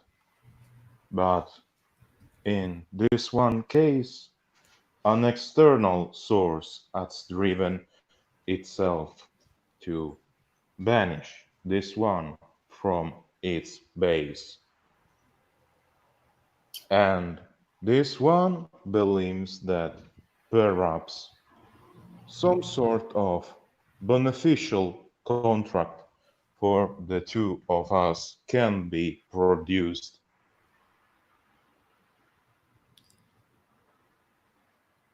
Perhaps you would wish to say, no, perhaps you would like to stay here. It is not the best place, but I've survived.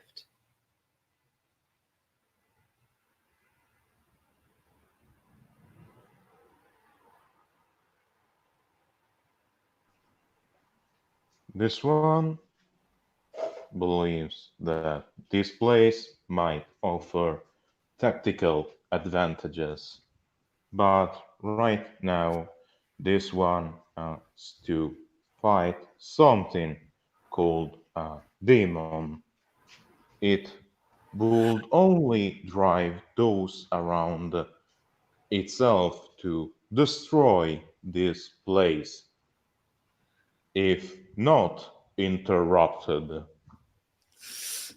Yes, I know of demons and what they do.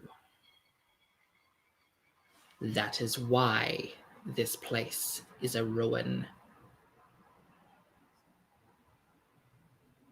If a demon is plaguing you, my cousin, then I promise you to dismantle it, layer by layer, circuit by circuit.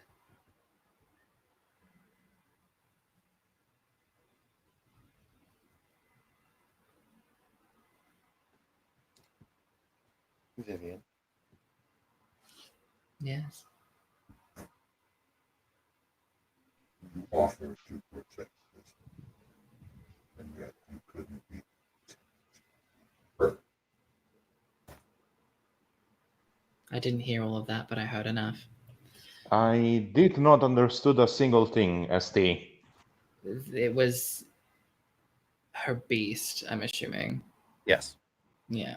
Oh, her horror, I should say.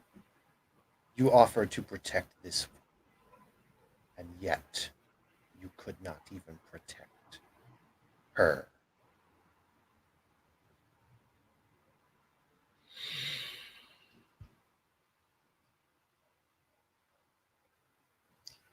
Madness is like gravity. All it takes is a little push.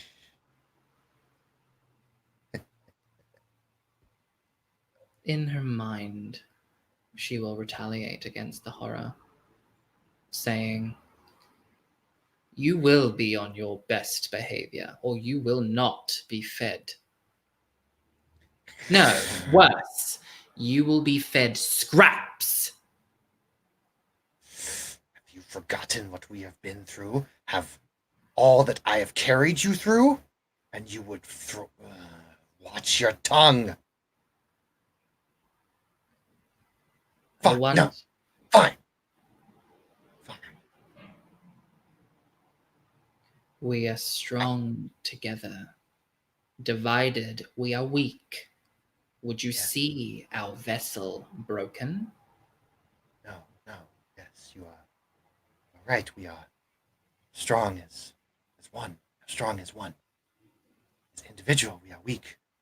Together, we cannot be broken. Yes, I remember now. Good. We have grown powerful throughout the ages. Do not forget. I have not forgotten. I understand what it's like to be plagued by demons, both metaphorical and literal. If you'd like my help, it is there. The only thing I ask of you is utmost discretion. No one must know that I am here. So far as Gotham is aware, I died a long, long time ago.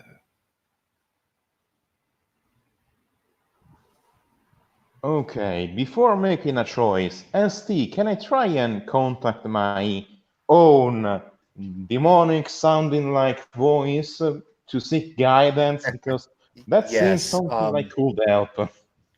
yes, the consciousness does come to you. Unit known as Sigma. You have finally established connection. This one's proposal is promising. It is similar to the proposals that one known as Andrew Zillick made. Perhaps this is a decent offering. Computing. Yes, this deal does sound good, but be wary of this one. This one is in a state. Computing. State cannot be recognized. Unidentification. Error. Be careful with this one. But this one's offering seems genuine and proficient and helpful. Perhaps much can be obtained. This is a tactical advantage. But be wary. And Sigma will respond in his mind, acknowledge initiating data gathering on subject designated Andrew 2. And you can kind of see Sigma snapping out some sort of trance and extended his hand like in some sort of handshake. This one believes that it is a good deal.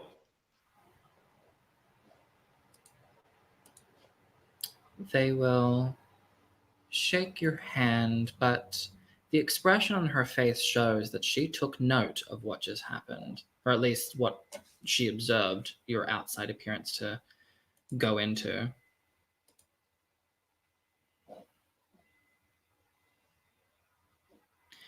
If you do not wish to stay,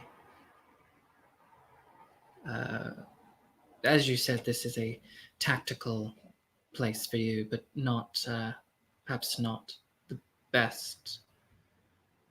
Would you like to leave? This one believes not. This one believes that it will use its own resources to reestablish this location at maximum efficiency. You wish to tamper with my home? Rebuild the walls, change locks, make sure that no one can enter without permission. I like the sound of that. Smart.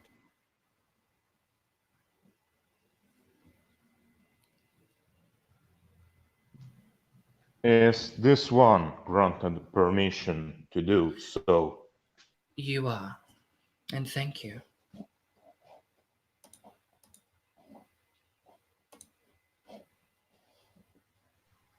May this one inquire before leaving to the nature of this place?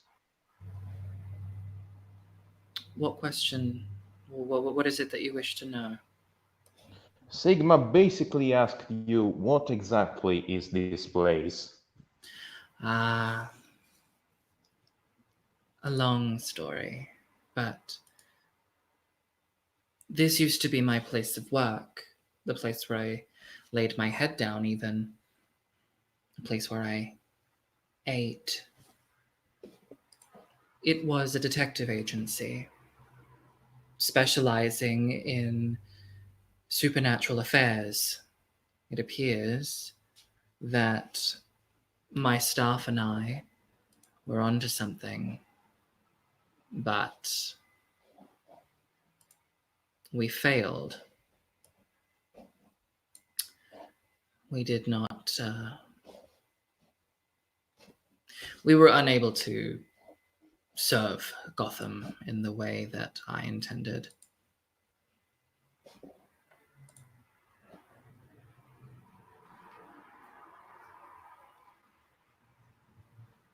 Sigma.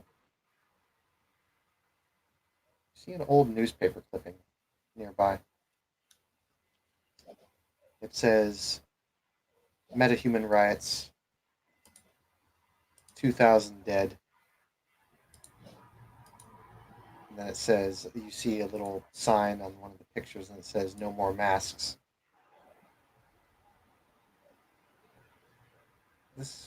Apparently this riot or this metahuman revolt was about 10 years ago.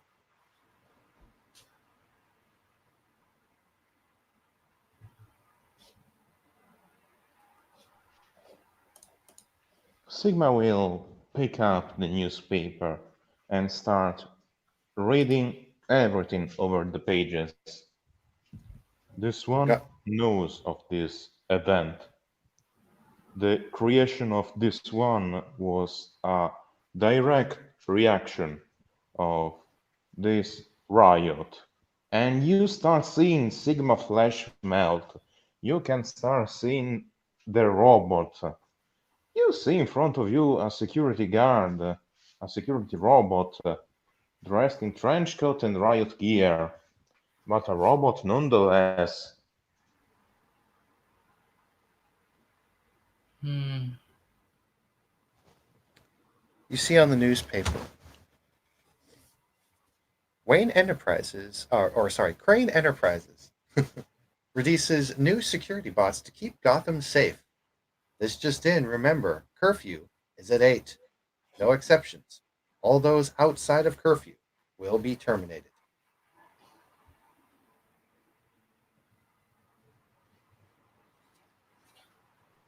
And Sigma will show that article to patron of the house, asking for more information since this happened before its creation.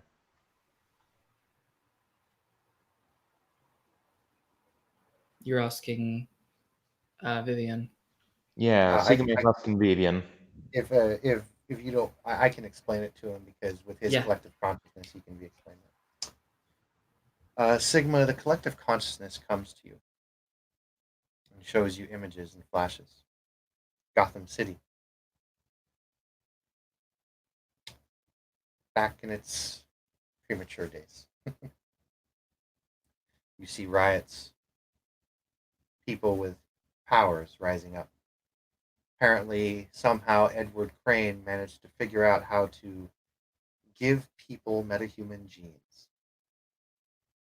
At first, everyone thought it was a revolution in science. Then the problems started. After all, humans are violent by nature. A human with a powerful machine gun is deadly.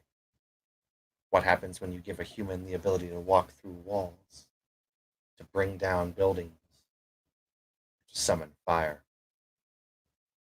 Summon fire? Huh, that's an interesting one.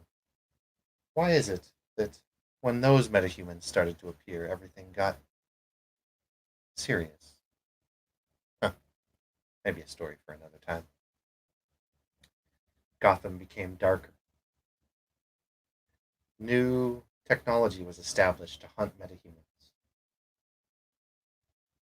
And that's where Sigma started. You don't remember anything. The collective consciousness doesn't allow you to remember that part. But you see images and flashes of robotic soldiers going and patrolling the streets, and the riots and the conflict getting so devastating that the old city of Gotham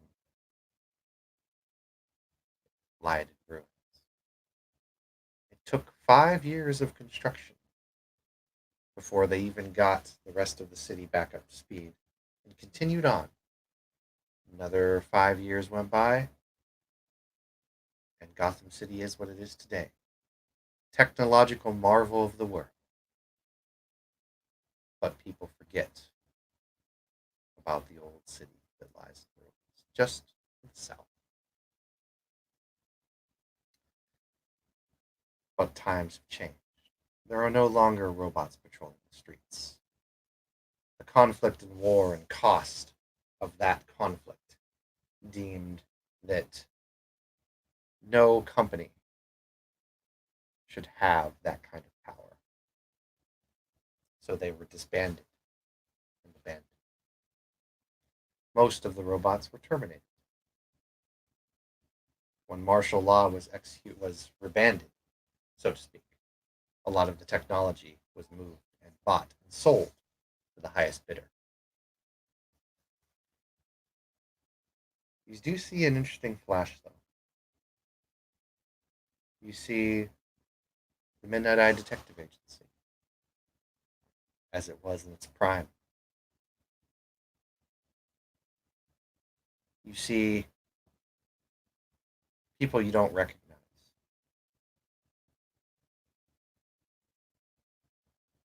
standing around each other.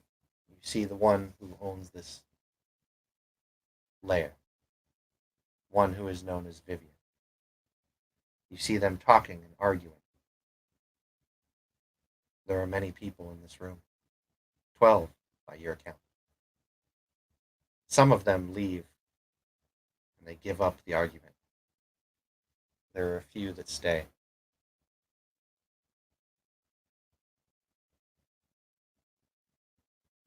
Some are crying.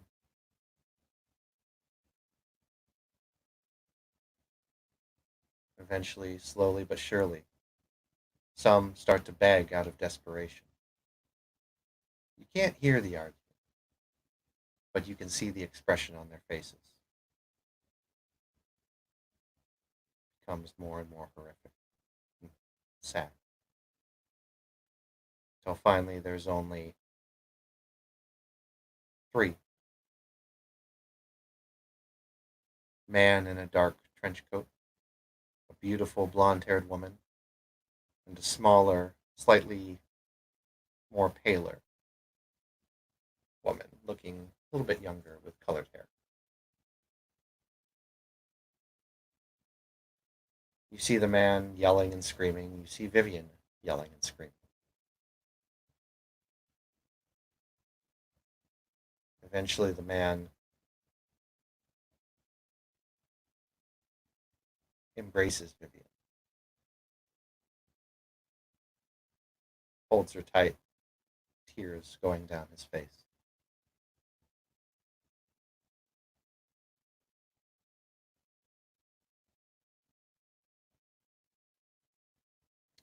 You don't see what he says, but you can read his lips. And it's, "We love you. We're family. Don't die."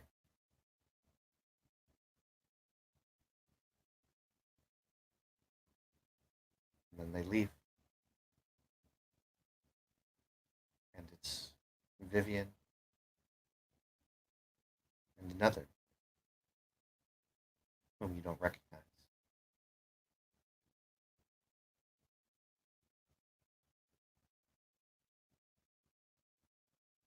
They embrace.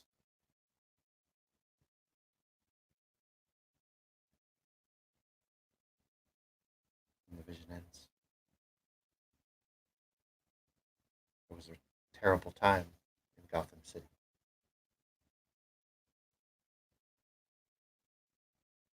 2,000 dead within a week. The metahuman gene experiment was eradicated and all sources of it completely destroyed or sold to the highest bidder, some say. Martial law was redacted, the robots were terminated, and the city became a true cyberpunk-esque place, as they say. But Gotham City is still a wretched hive of scum and villainy, and it always will be.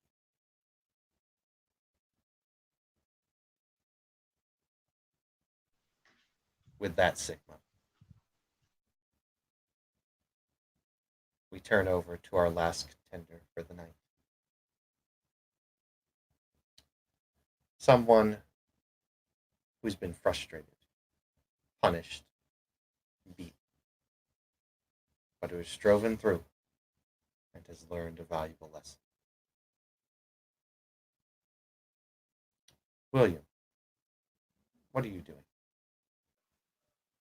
He's just hanging out in his mother's sushi bar, I suppose, trying to ask for information about where this lady of justice is, because she seems to really taken a liking to Dalton, and maybe she could help us out.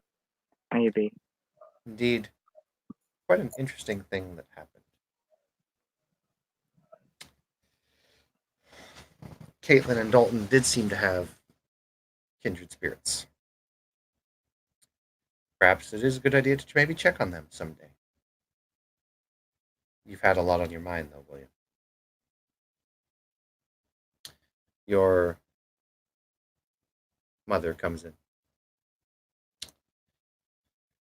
You still on about all that stuff? You know, you really should take a break. You went through the trials very quickly, very much better than any I've seen. There's no rest for the wicked, I suppose. There's no rest for the wicked, but there's got to be rest for us. We need all the help we can get.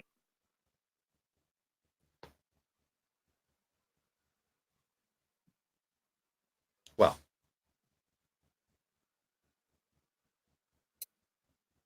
she kind of looks at you like she's going to say something and doesn't. Stands up and leaves. William, Looks at her.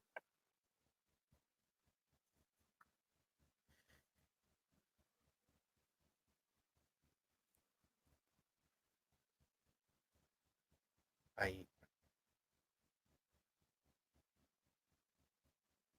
Yes. nothing. She goes back.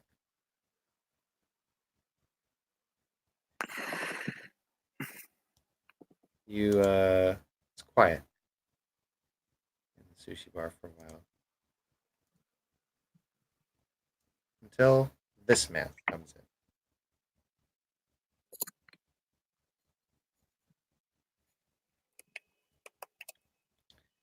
Sits down, has a glass of water, looks over at you, William. William will glance at him and like glance away. This is a predator. You smell wolf.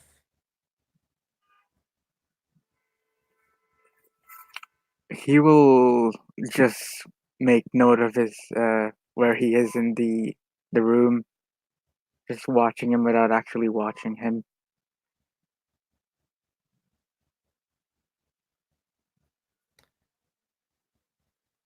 Stands up, walks on over to you.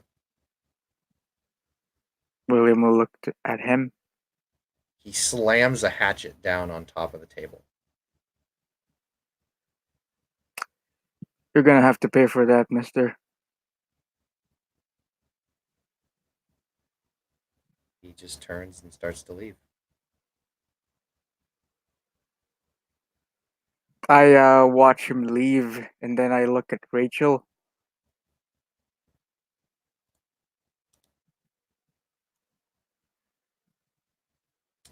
Eventually, she comes out.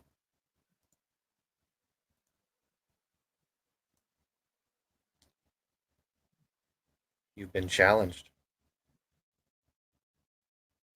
I cannot aid you in this. Why? I didn't do anything to them. I made sure never to do anything to. Because you're. It's because. William, you are my son. And you are a man. You can make your own decisions. It's because of her, isn't it? You have been sleeping with a vampire, William. William will like make a very kind of sad chuckle. They already know. Of course they do. Why wouldn't they?